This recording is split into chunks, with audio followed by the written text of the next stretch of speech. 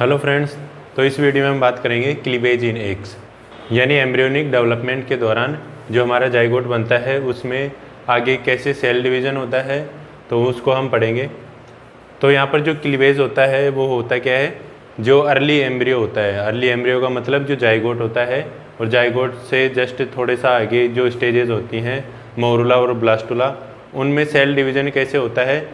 ठीक है, तो या हम बोल सकते हैं कि जाइगोट मोरुला में और ब्लास्टुला में जो सेल डिवीज़न है उसको ही हम क्या बोलते हैं, यहाँ पर क्लीवेज बोलते हैं। ठीक है, अब क्लीवेज में होता क्या है, इसमें क्या होता है, जो साइटोप्लाज्म होता है सेल का, उसकी वॉल्यूम में कोई इंक्रीज नहीं आता है और सेल नंबर इंक्रीज होता रहता है। यहाँ पर जैसे कि हम डायग्राम से समझें तो जैसे हमारे पास एक ये जाइगोट है, ये इस जाइगोट में क्लीवेज हो रहा है यहाँ पर, तो इससे क्या होगा कि ये दो सेल्स में डिवाइड हो जाएगा। ठीक है, यहाँ पर सेल नंबर तो इंक्रीज हो गया, पर जितना इसमें साइटोप्लाज्म है उतना ही इन दोनों सेल्स में, या दो सेल्स का जो साइटोप्लाज्म है उसके बराबर होगा इन।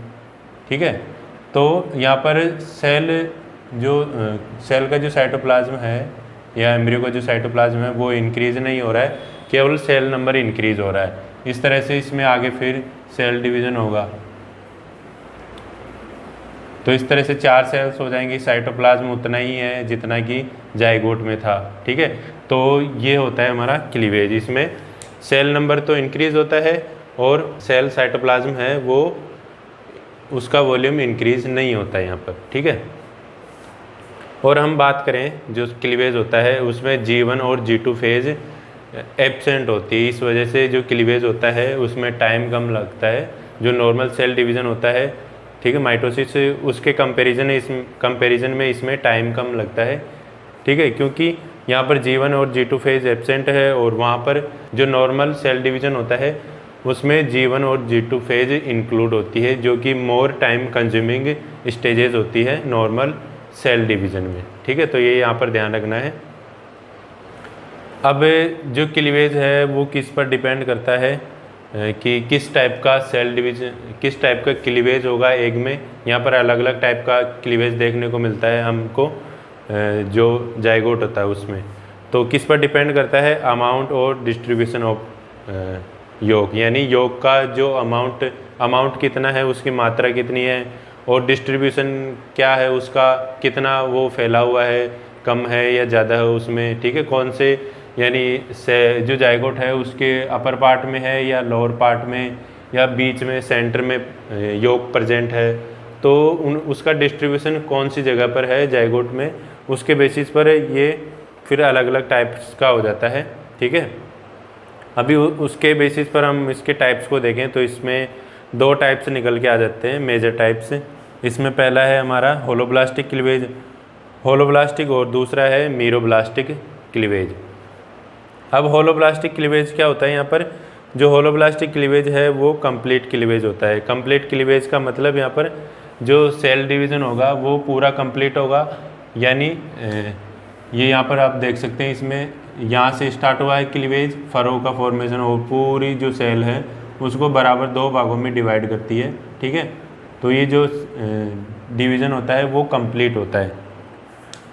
और लो योग कंटेंट, यानी इसमें जो जाइगोट होता है उसमें जो योग की मात्रा होती है वो कम होती है। ठीक है, इस वजह से यहाँ पर जो क्लीवेज होता है वो कंप्लीट होता है, यानी फरो का फॉर्मेशन पूरी जाइगोट में ही होगा, ये ध्यान रखना है। अब अगेन ये जो होलोब्लास्टिक क्लीवेज है वो अगेन डिवाइड हो जाता है अलग टाइप्स में। यहाँ पर 2 टाइप्स होते हैं, इक्वल होलोब्लास्टिक क्लीवेज और unequal holoblastic cleavage. Equal holoblastic cleavage में क्या होता है कि जो ब्लास्टोमियर्स होते हैं वो सेम साइज़ के होते हैं और सेम शेप के होते हैं। ठीक है, जैसे कि हमारा यहाँ पर जाइगोट है, जाइगोट में आगे डिवीज़न हुए तो इससे जो ब्लास्टोमियर्स बनेंगे यहाँ पर वो सेम साइज़ के होंगे। ठीक है, यानी इस तरह से सेम साइज़ के होंगे। ठीक है, और इनकी जो शेप है वो भी समान होगी। आगे फिर इससे 4 हो जाएंगी। यहाँ पर समान होते हैं, थोड़ा सही नहीं बना।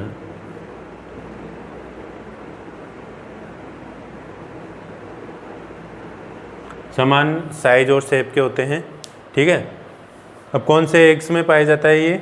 माइक्रोलेसिथल और आइसोलेसिथल एग्स में ये जो जाइगोट होता है, एक का मतलब यहाँ पर जाइगोट है, ठीक है। तो जो माइक्रोलेसिथल और आइसोलेसिथल एग्स होते हैं उनमें कौन सा क्लीवेज पाया जाता है?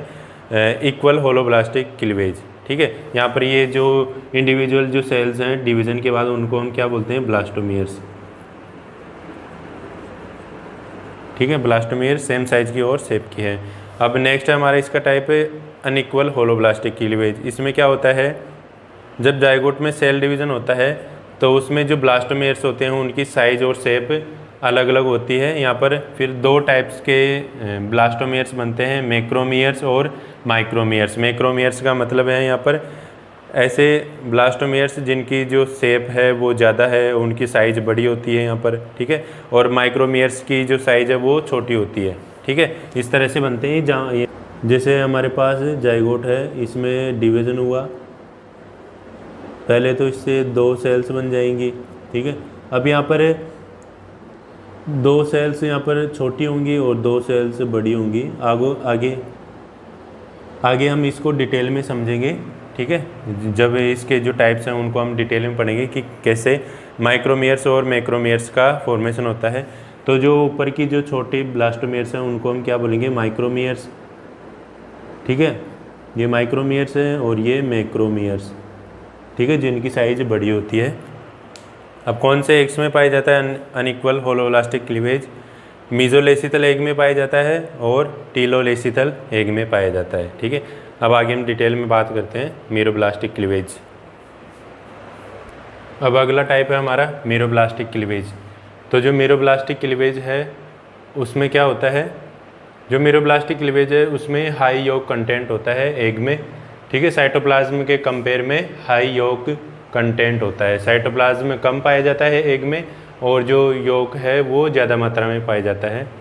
तो इसमें क्या होता है कि जो डिवीज़न होता है, सेल डिवीज़न, वो केवल साइटोप्लाज्मिक एरिया में ही होता है, ठीक है। या हम किसी भी एग की बात करें तो जो डिवीज़न होगा वो केवल साइटोप्लाज्मिक एरिया में ही होगा। तो इस तरह से जैसे कि हम बात करें, जैसे बर्ड्स में जो क्लीवेज होता है वो उसमें क्या होता है, जो योक है वो ज़्यादा मात्रा में पाया जाता है, ठीक है। ये बीच में यहाँ पर साइटोप्लाज्म प्रेजेंट होता है और इसके चारों तरफ योक प्रेजेंट होता है इस तरह से, ठीक है। तो यानी जो सेल होगी वो बीच में होगी, तो सेल के अंदर ही साइटोप्लाज्म होगा, ठीक है। तो यहाँ पर जो सेल डिवीज़न होगा वो कहाँ पर होगा? इस वाले पार्ट में, बीच वाले पार्ट में, ठीक है। तो ये वाला जो बीच वाला पार्ट है, ये वाला, इसी पार्ट में डिवीज़न होगा। यहाँ पर फिर 2 सेल बनेगी, फिर 4 बनेगी। बाकी ये जो पूरा पार्ट है योक वाला, इसमें कोई डिवीज़न नहीं होगा, ठीक है। तो इस तरह से जो मीरोब्लास्टिक क्लीवेज है वो इनकम्प्लीट क्लीवेज माना जाता है, क्योंकि यहाँ पर योक की पार्ट, जो योक वाला जो रीजन है उसमें कोई डिवीज़न नहीं होता है। केवल जो साइटोप्लाज्मिक रीजन है या सेल वाला जो रीजन है वहीं पर ही डिवीज़न होता है। इस वजह से ये इनकम्प्लीट डिवीज़न बोला जाता है, ठीक है। और किस में पाया जाता है? ये मैक्रोलेसिथल एग्स में पाए जाते हैं, यानी ऐसे एग्स जिनमें कि योक की मात्रा ज़्यादा होती है, ठीक है, साइटोप्लाज्म के कंपैरिजन में। अब ये हो गया हमारा मीरोब्लास्टिक क्लीवेज। अब अगेन जो क्लीवेज है वो ब्लास्टोमियर्स के फेट के बेसिस पर 2 टाइप्स में डिवाइड किए जा सकते हैं। यानी ब्लास्टोमियर्स का फेट क्या होगा, आगे वो क्या बनाएंगे, उसके बेसिस पर हम इनको 2 टाइप्स में डिवाइड कर सकते हैं क्लीवेज को। पहला है डिटर्मिनेट क्लीवेज और दूसरा है इनडिटर्मिनेट क्लीवेज। तो डिटर्मिनेट क्लीवेज में क्या होता है कि जो क्लीवेज के द्वारा जो ब्लास्टोमियर्स का फॉर्मेशन होता है उनका जो फेट होगा वो प्री डिटरमाइंड होगा, यानी ये उनमें निश्चित होगा कि ये जो ब्लास्टोमियर्स बन रहे हैं डिवीज़न के बाद वो किसी बॉडी के पर्टिकुलर पार्ट का ही फॉर्मेशन करेंगे। अगर उस ब्लास्टोमियर को हटा दिया जाता है, ठीक है, उस एम्ब्रियो से, तो क्या देखने को मिलता है कि वो जो पार्ट है जो हटाया गया है वो जिस पार्ट का फॉर्मेशन कर रहा था बॉडी में, वो पार्ट उसमें बना ही नहीं है, जो नया लिविंग ऑर्गेनिज्म बनता है उसमें, ठीक है। जैसे कि हम बात करें डायग्राम से, तो ये जाइगोट है, इसमें डिवीज़न होता है, ठीक है, इसमें डिवीज़न होता है। तो इससे 2 टाइप्स की सेल्स बनती हैं, तो इससे 2 सेल्स बनती हैं और इससे फिर 4 सेल्स बनती हैं इस तरह से।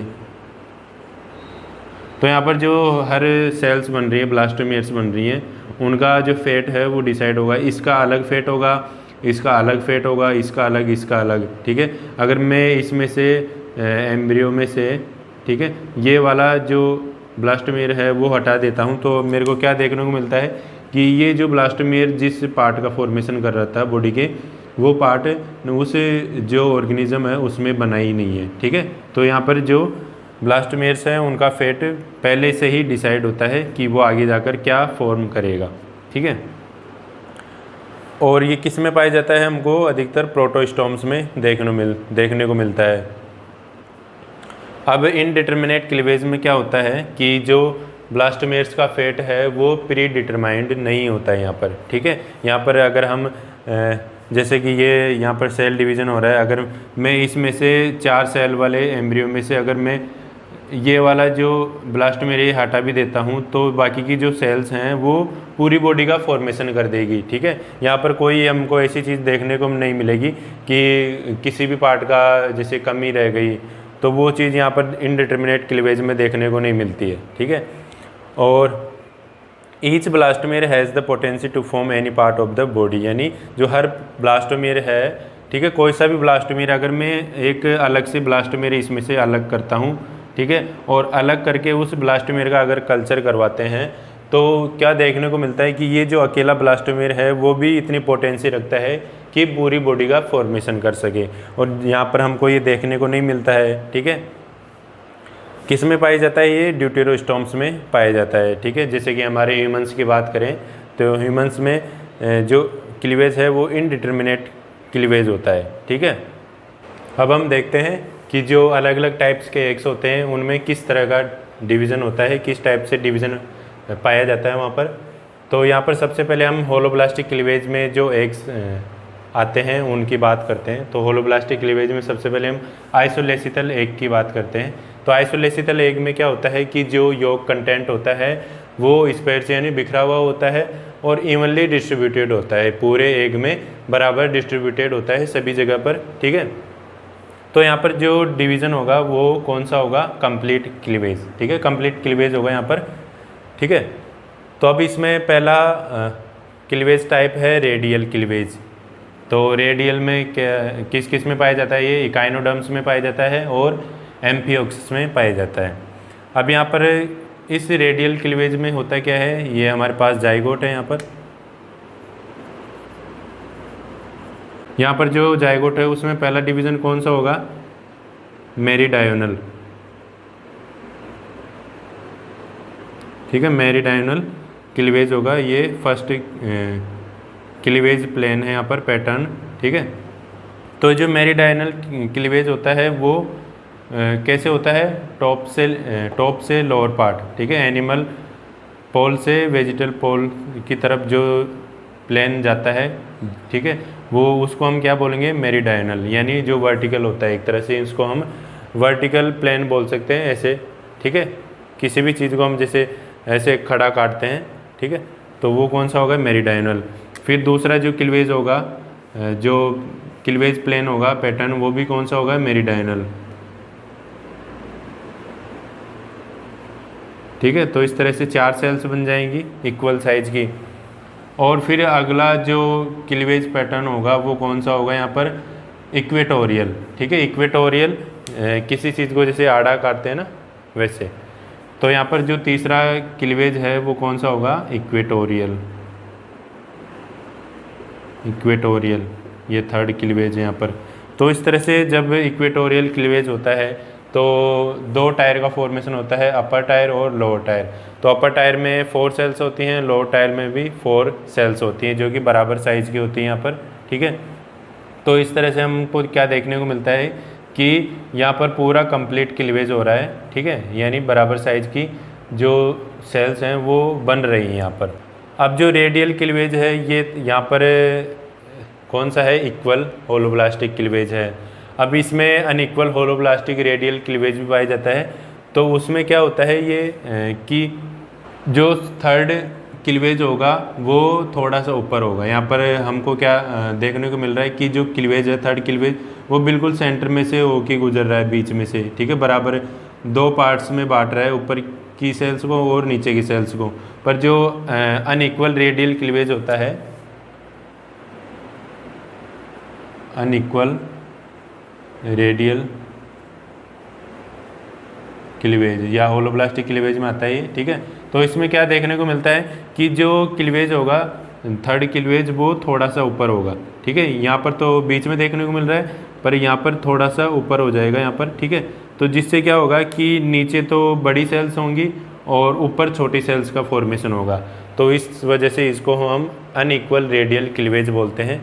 पैटर्न वही होगा, जो पहला मेरोडायनल क्लीवेज, दूसरा भी मेरोडायनल और तीसरा इक्वेटोरियल। बस डिफरेंस यहाँ है यहाँ पर कि जो तीसरा इक्वेटोरियल प्लेन है वो थोड़ा सा ऊपर होगा, ठीक है। तो ये किस में पाया जाता है, यहाँ पर एग्जाम्पल की बात करें तो ये हमको फ्रॉक्स में देखने को मिलता है और सैलामेंडर में,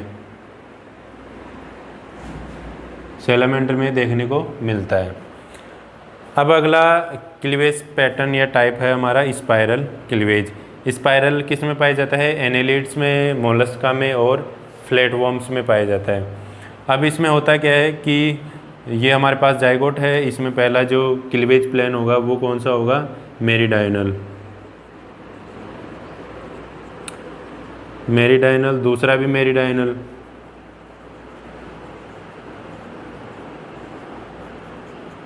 और तीसरा जो क्लीवेज होगा वो कौन सा होगा, इक्वेटोरियल, सेम इसी तरह से, ठीक है, इक्वेटोरियल। तो यहाँ पर जो तीसरा क्लीवेज होता है इक्वेटोरियल, वो इस तरह से होता है कि दो अलग अलग साइज की सेल्स का फॉर्मेशन होता है। तो जो अपर टायर की सेल्स होती हैं, यानी जो टॉप सेल्स होती हैं, वो तो माइक्रोमियर्स होती हैं यहाँ पर, ठीक है, और जो लोअर टायर की सेल्स होती हैं या बॉटम सेल्स होती हैं वो मैक्रोमियर्स होती हैं, ठीक है।